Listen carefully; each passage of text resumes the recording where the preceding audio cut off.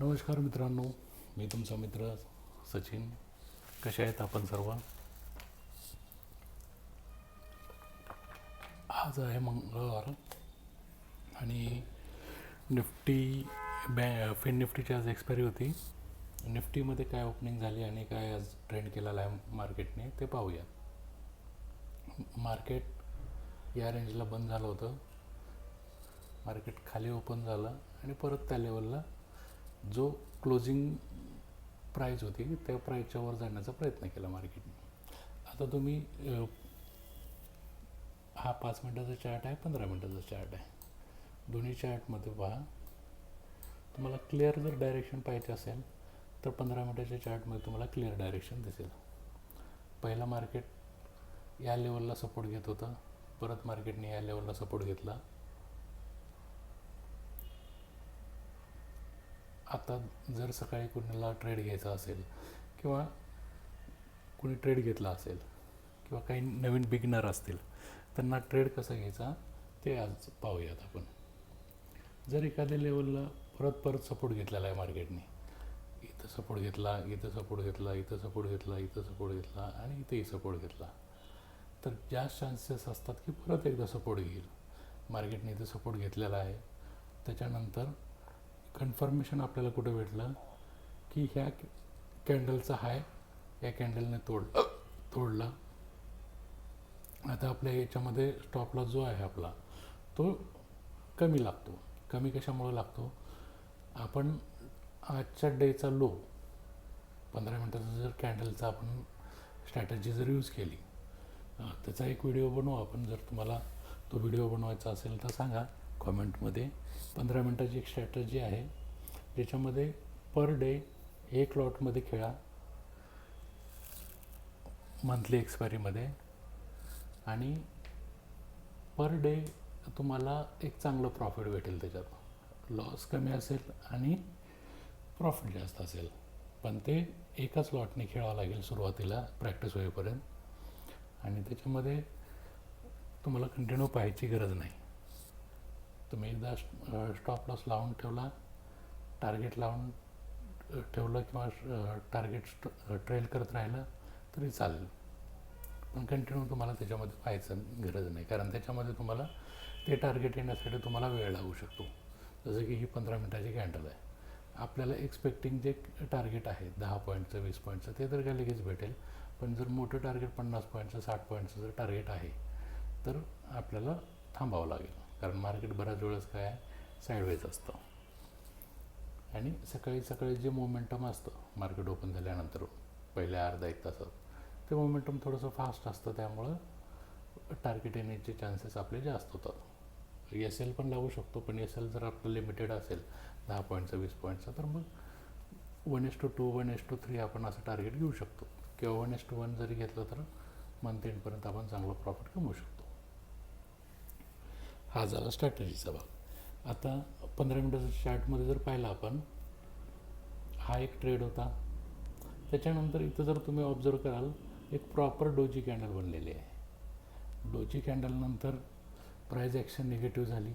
Negative झाल्यानंतर जर तुम्ही पाहाल तर मार्केट 22,120 ते मार्केट 21,970 आसपास आलं, म्हणजे जवळपास 120-130 पॉईंटचा हा प्रॉफिट बुकिंगचा फेज होता.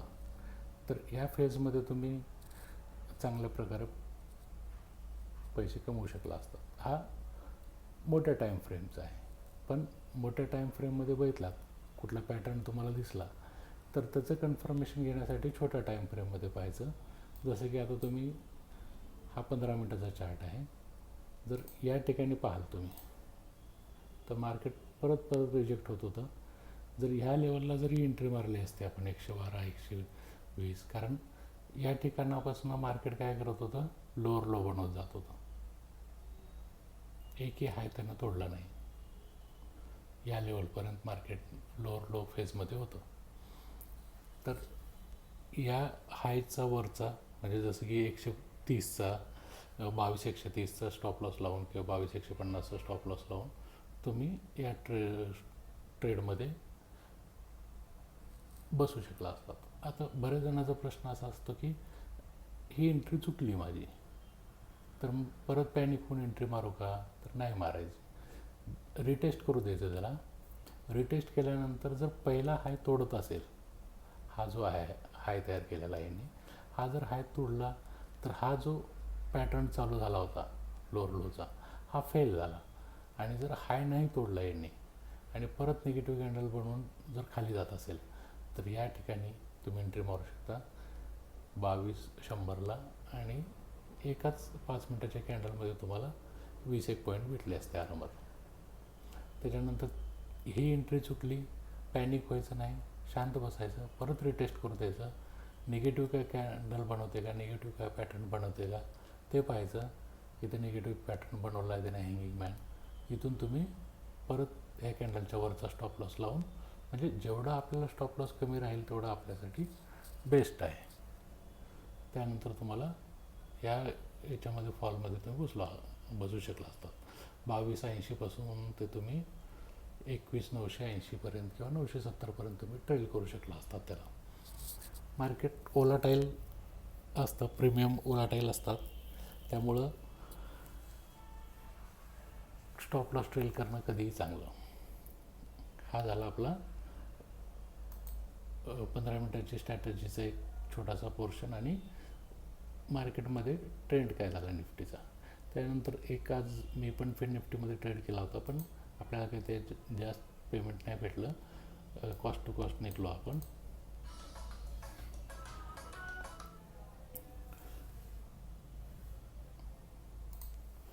फंडही कमीच होतं त्याच्यात, आपल्याला कॉस्ट टू कॉस्ट निघलो, कारण फिन निफ्टी टोटली साईडवेज होती. सध्या मार्केटमध्ये ज्या दिवशी एक्सपायरी असेल त्या दिवशी हाच प्रॉब्लेम होता आहे की तो सेक्टर सहसा साईडवेज राहतो आणि दुसरा सेक्टर चालतो. मग आता सध्या पर डे एक्सपायरी आहे, त्याच्यामुळं ट्रेड करत असताना ज्याची एक्सपायरी आहे, आता उद्या बँक निफ्टीची एक्सपायरी आहे, तर बँक निफ्टी जर ट्रेंड देत असेल तुम्हाला, त्याच्यात ट्रेड भेटत असेल तर ट्रेड करा, नसेल तर मग फिन निफ्टीला पहा, निफ्टीला पहा किंवा मिड कॅप निफ्टीला पहा, याच्यामध्ये ट्रेड भेटतं आहे का पहा. जर याच्यामध्ये नाही भेटत असेल तर स्टॉक तर सर्वात बेस्ट ऑप्शन आहे, त्याच्यामध्ये तुम्हाला काही करायची गरज नाही. स्टॉकचा एक आपण प्रीमियम ग्रुप बनवत आहे, जे याच्यामध्ये डिस्क्रिप्शनमध्ये लिंक आहे, त्यांनी जर तुम्ही अकाउंट ओपन केलात एम स्टॉकमध्ये किंवा धनमध्ये वगैरे, तर तुम्हाला त्या प्रीमियम ग्रुपमध्ये जोडलं जाईल. त्या प्रीमियम ग्रुपचं वैशिष्ट्य असं आहे की त्याच्यामध्ये पर डे तुम्हाला कमीत कमी 2 स्टॉक असे दिले जातील जे कमीत कमी इंट्राडेमध्ये 3 ते 5% तुम्हाला प्रॉफिट देतील.